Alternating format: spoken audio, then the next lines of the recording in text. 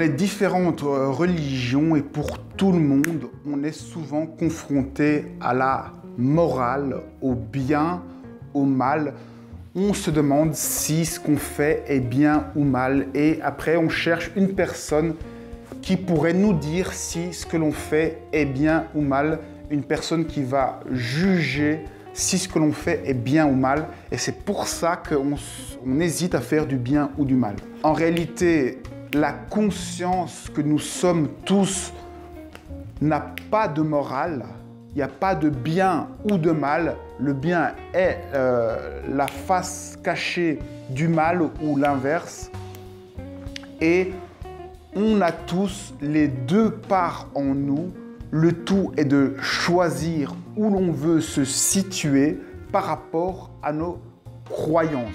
Pouvoir faire le mal ou pouvoir faire le bien, en réalité, c'est une liberté. Si on n'avait pas la liberté de pouvoir faire du mal, nous ne serions pas libres, nous n'aurions pas une partie divine. Si on est obligé de faire du bien, c'est que on est quelque part contraint et donc prisonnier et donc pas libre.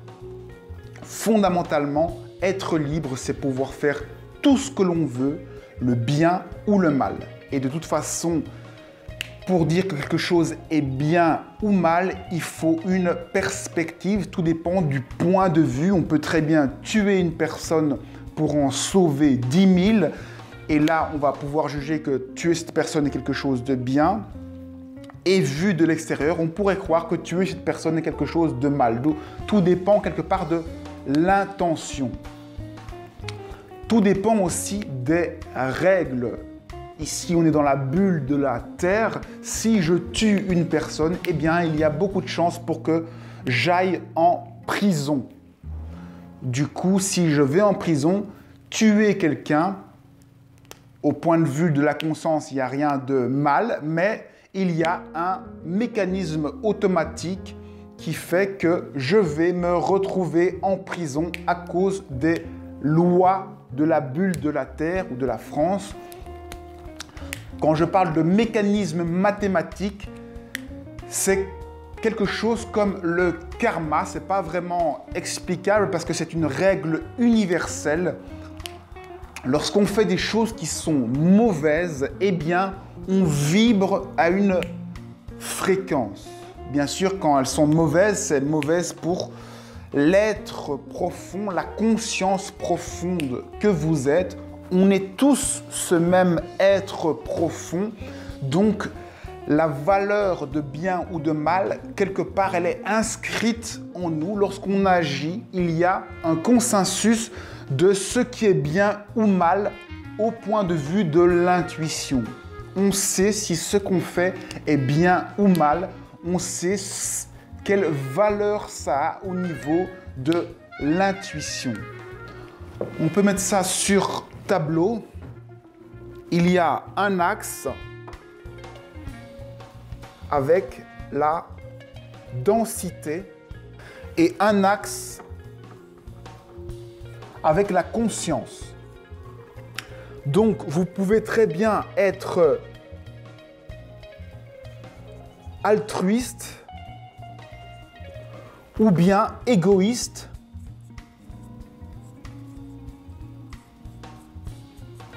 Donc ici, la densité, c'est l'axe de l'amour inconditionnel. L'amour inconditionnel est matérialisé par l'altruisme et l'égoïsme qui sont les deux pôles. Donc on peut choisir à quel niveau on est au niveau de l'altruisme.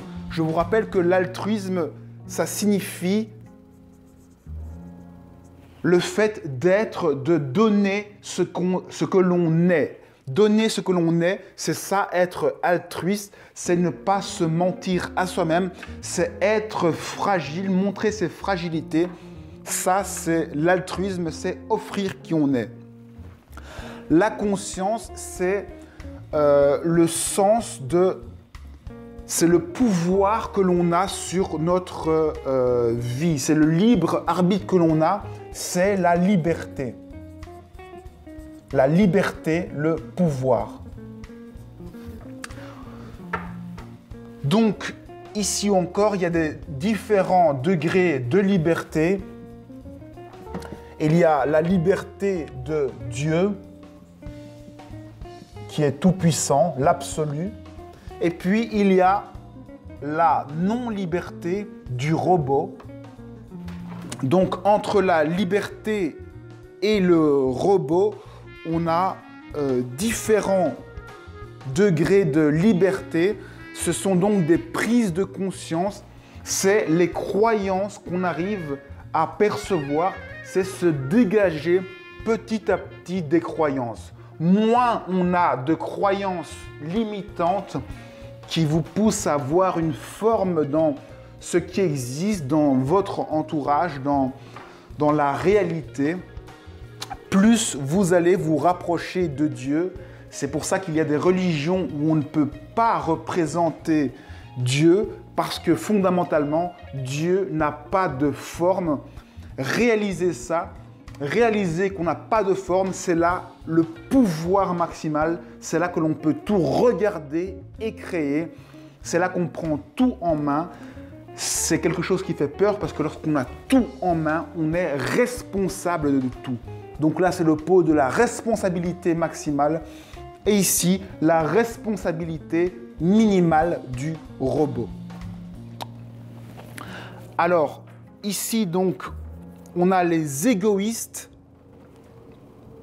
Une personne qui se situe ici va être très égoïste et va avoir très peu de libre arbitre. Malheureusement, c'est le cas de beaucoup de monde sur Terre. Il y a beaucoup de monde qui ne sont pas proches de leur être et qui sont plus dans l'avoir. Les égoïstes, ce sont des gens qui veulent avoir des choses, qui s'identifient à plein de choses, qui veulent avoir beaucoup d'argent pour se rassurer, pour se montrer qu'ils existent. C'est vraiment le paroxysme du mental.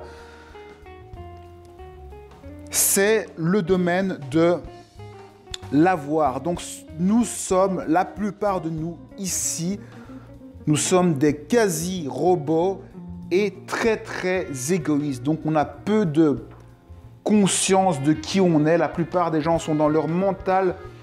Ils fonctionnent comme des robots. Ils n'ont pas conscience de tout ce qu'il y a au-dessus d'eux, de toute la liberté qu'ils pourraient avoir.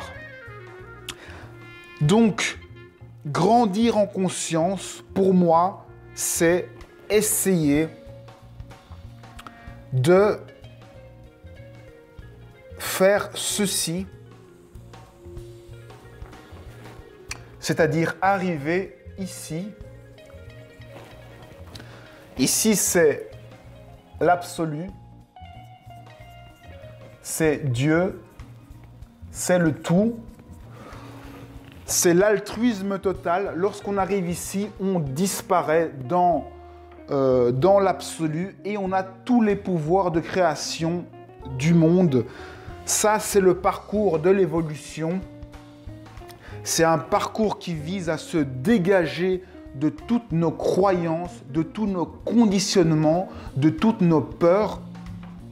Pour arriver à cet endroit-là, eh bien, on va d'abord, si on croit au paradis, par exemple, eh bien, on va toujours avec notre égoïsme, on va aller, par exemple, si on croit au paradis, on va augmenter peut-être un petit peu notre conscience parce qu'on va voir déjà que le paradis existe. Donc, on aura toujours le même égoïsme, mais avec un peu plus de conscience. Et ici, quand on sera dans ce paradis égoïste, on va être confronté à l'absurdité de ce paradis égoïste. Et là, ça va nous pousser à, peut-être en 1000 ans, peut-être en 2000 ans, peut-être en 1 milliard d'années, puisque le temps n'existe pas, on va réaliser l'absurdité d'être égoïste dans le paradis.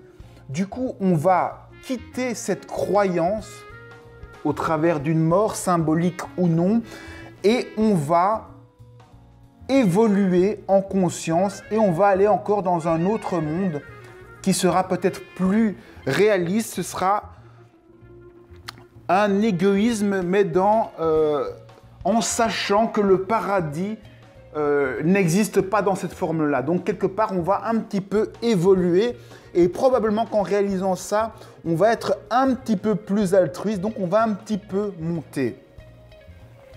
Donc ça, c'est le parcours de cette personne égoïste qui va naviguer de paradis en paradis, de mort en mort, de bulles de croyance en bulles de croyance qui devront éclater pour s'approcher petit à petit de la disparition de ces croyances, de ces conditionnements et de ces peurs, et pour s'approcher petit à petit de l'absolu.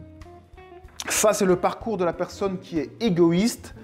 On peut aussi commencer en étant très altruiste, mais en ayant peu de conscience. Donc ça, c'est le boucher du coin qui est vraiment super gentil. C'est vraiment une personne qui a bon cœur, mais elle n'a aucune idée de la vie qu'il y a après la mort, etc. Donc, cette personne commence sa vie ici et après la mort, elle va avoir un peu plus conscience et elle va peut-être monter, elle peut aussi descendre, on ne sait pas ce qui peut arriver. Elle va en tout cas prendre plus conscience grâce à la mort, elle va voir d'autres choses, elle va réaliser des choses et ici encore, elle va devoir prendre conscience de plus en plus pour au final arriver au même endroit. Bref, tout le monde se dirige vers le même endroit, mais avec des itinéraires différents selon notre prise de conscience de la réalité. Et selon notre capacité à être dans l'être ou notre égoïsme et notre besoin de possession qui est l'avoir. Bien sûr, vous aurez compris que partir d'ici, ça fait beaucoup plus mal, on souffre beaucoup plus en allant vers le bas. Plus la courbe va être comme ça, plus on va souffrir. Et plus la courbe va être comme ça, plus ça va être facile. Donc, tous ceux qui commencent avec beaucoup d'altruisme, en tout cas, auront un parcours beaucoup plus facile à vivre que ceux qui sont dans le matérialisme, dans la forme dense. Ici, ça va être un parcours qui va faire mal. On va se confronter à l'enfer, à la violence, à la dureté. On va se confronter finalement à nous-mêmes, à notre partie obscure. Ici, on peut dire qu'il y a le mal et ici, on peut dire qu'il y a le bien. Et bien entendu, on peut choisir les deux chemins et chacun de nous peut choisir, puisqu'on est tous une partie de Dieu, quel chemin on fait pour arriver à réaliser qui on est. On peut prendre tout le temps qu'on veut, c'est nous qui avons le pouvoir, on se déplace où on veut dans cet univers, comme on veut, avec toute notre liberté.